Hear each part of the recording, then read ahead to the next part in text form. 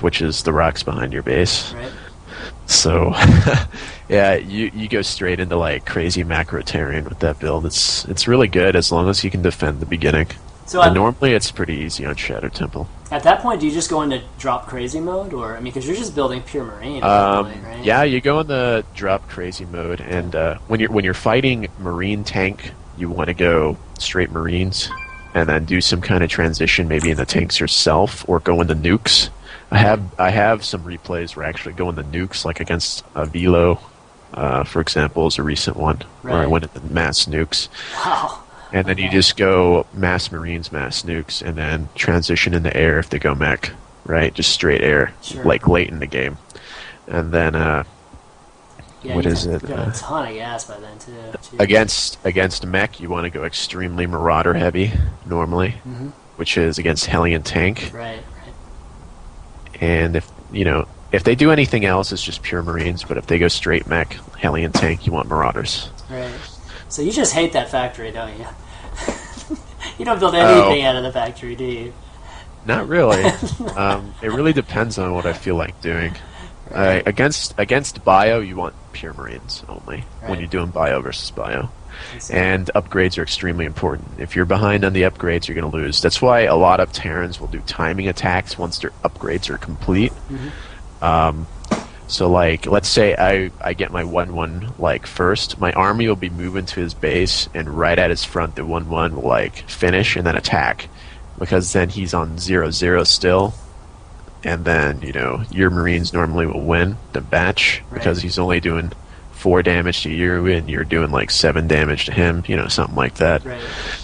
And, so yeah, and bio versus bio, the upgrades are extremely important there. So I try to get the upgrades a little quicker than my opponents, as you saw in that game as well, by utilizing even the gold base. Your timing didn't seem to be determined by like when that upgrade finished, though, right? No, it didn't. I didn't see what his army was. Like what you have to do is you need to like click on one of his units and see if he has upgrades first or not. Of course, right. And then determine if you want to attack. Because if he already has the upgrades, then you're just going to probably even out again if you attack and fight against each other. Right. Okay, cool. That was a good replay to start off with. Why don't we go into the TVP one, the one with Phoenix? Sure, we'll do that. Fanatic Phoenix. So all of these games that I sent you are specifically builds that I've designed myself that I utilize. And I know I have a lot of builds in my inventory, but these are definitely the builds that I use more often than not. So how do you go about testing? How do you go about doing that? How do you go about like creating a brand new build? So, like, what's your process for that? Well, a long time ago, when I was a newbie, a long time ago, right? I wasn't the kind of person to study other people's builds. I just kind of get a feel for things, right? And that's what I did. Like one time, I designed that gold expanding build on slag pits during season 2. Oh wow! Right. Against someone, and I thought about it logically, and I'm thinking to myself, well, I'm kind of bored here. I'm gonna try testing some things out, because I was always a Terran that stayed on one base and just aggressively attacked with like Hellions and Blue Flame. And stuff it's so small. That map was tiny. So. And I decided, well, I need to find a way to utilize a macro game somehow. And I thought to myself, okay, how many Reapers does it take once I start, attacking the rocks? So I started attacking the rocks with 1 Reaper when I dropped my command center at my natural one time, instead of like scouting with the Reaper. And I noticed that the rocks were 1/3 done, 1/3 destroyed, when the command center was 1/3 complete. And I was like, oh wait, maybe if I keep rallying Reapers, maybe it'll finish. And lo and behold, you just need 1 Rax. You just keep making a Reaper off 1 Rax, and as soon as you drop the command center, the timing is perfect. The rocks get destroyed right when the command center immediately gets done, and you can lift it off. And I tried to utilizing that build a little bit, maybe harassing with the Reapers. At first, I ran into like some problems, on how to defend it, and then you just keep doing it, and you'll lose a lot I lost a lot. Like I was a 50% win-loss ratio back then, and but you know, looking back at it, testing these builds, they work. Right. No. And, That's now I just utilized it to the point that it's really hard to break the build when I do it. So right. No, that's cool. It's good when you're,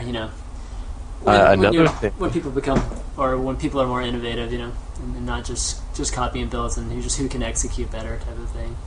yeah, and I remember when we met in MLG Orlando. Yep. I played against TSL Polt, and when I used the build against Polt, he was just like he was like surprised and smiling after the match, and before you know it, over in Korea, MMA was using my build in the GSL after he. Oh, really? I didn't Bolt, even realize yeah, that. That's cool. after Bolt used it. So a lot of my builds have been going over to Korea apparently after I've been playing people at MLG and also at Providence when I played the Doro and one with the Marine Medevacs. I heard I don't know who's been using it, but I heard that it's starting to become a little famous over in Korea as well. Well, that should make you proud. That's pretty cool, man. Yeah, We should call it the rough build. a lot of people don't know where it comes from, and Of course. other people probably get credit for it, but I have the replays to back it up, back the date.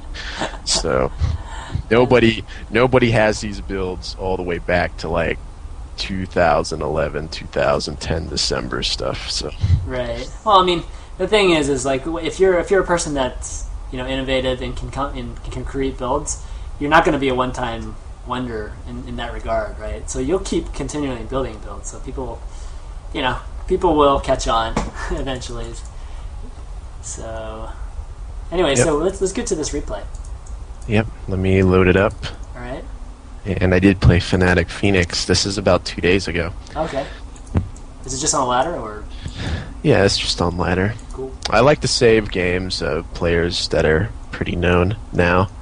I remember playing a best of 7 against White Raw and winning 4-1, and I didn't save any of the replays on ladder when I played them before really? MLG Orlando. And everybody's like, "Where's the replay pack of White Raw?" And I'm like, "Oh, because the games, they seemed kind of easy when I played them. It's just my standard normal builds, but now I start trying to save the replays against everybody that's well known. That way I don't run into that issue again." Yeah, I mean, I was talking to Titan about this like a while back too.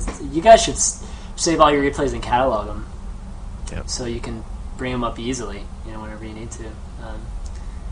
But yeah, a lot of people don't. A lot of people still, for the most part, play by the seat of their pants. And they're just good enough to get by that way.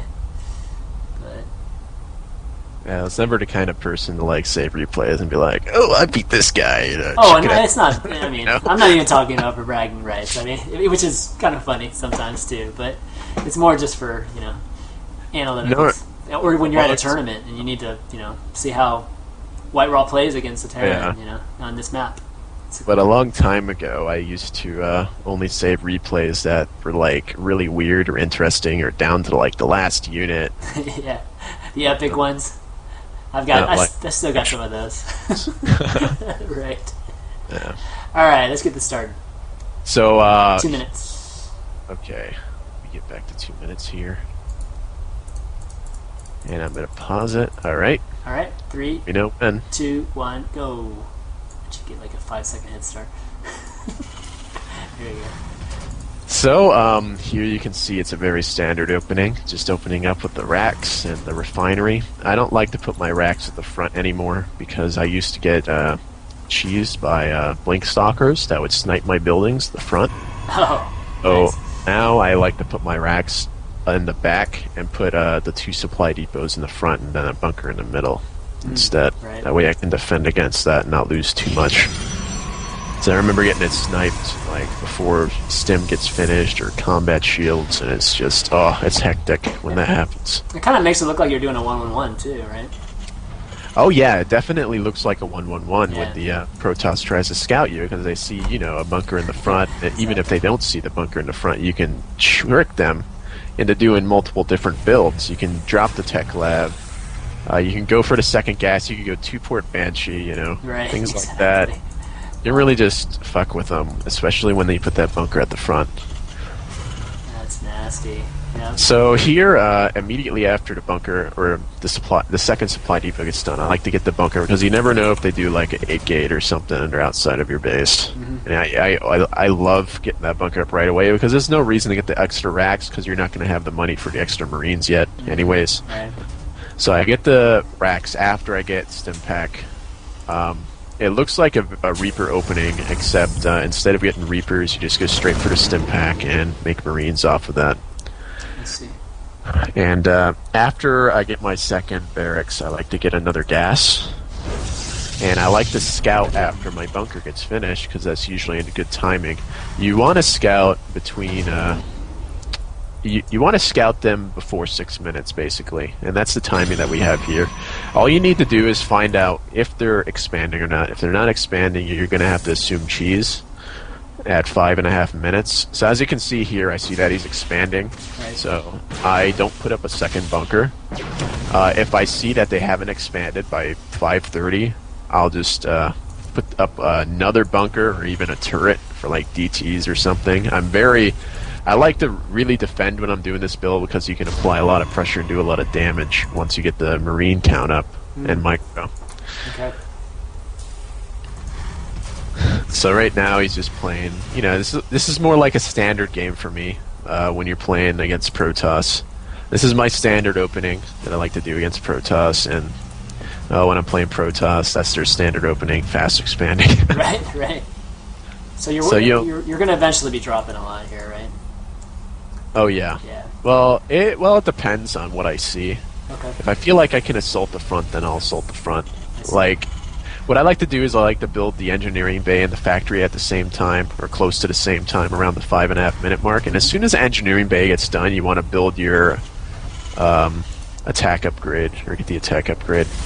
I see. As you can see, just constantly making depots. The timings are kind of perfect, you could say, because if you don't do it right, you're going to get supply blocked when doing this. I see. And usually what I do to keep me from getting supply blocked is I usually cut Marines a little bit, because there's going to be a timing where you're always going to have 16 Marines by the time 2 medevacs come out, and that's the kind of number you want. Oh, nice. You don't really need to over-make Marines. Right. You'll be able to support the Marines constantly, though, once you get your main structures up in your tech. I mean, is that 2 base fully saturated, or is that not? And you just have it, you know, perfectly so that you're building 16 Marines. He's not saturated yet. I usually get my 16 Marines and my medevacs out at 8 minutes, which is the timing. Usually people will get Colossus out at 9 minutes when they do a fast expand. Right. So you can usually do a timing and really destroy all the probes in the natural before Colossus can get out and kill all their units. So if that's only if they blind counter you. And even if they do blind counter you, you expand yourself at like 8 or 9 minutes, as you can see I'm doing there. Wow, I'm doing the attack. It's a good ops right there, though. Yeah, he saw it, but I don't commit to going into his base because I can see what's going on with the factory. That's the idea with using that factory. You want to see what's up. You want to see if he splits his units off in half, see if there's an opening to drop in his base, or just assault the front. Normally I'll assault the front because the Protoss will go in their base. Right. Just chasing that factory, right? There we go.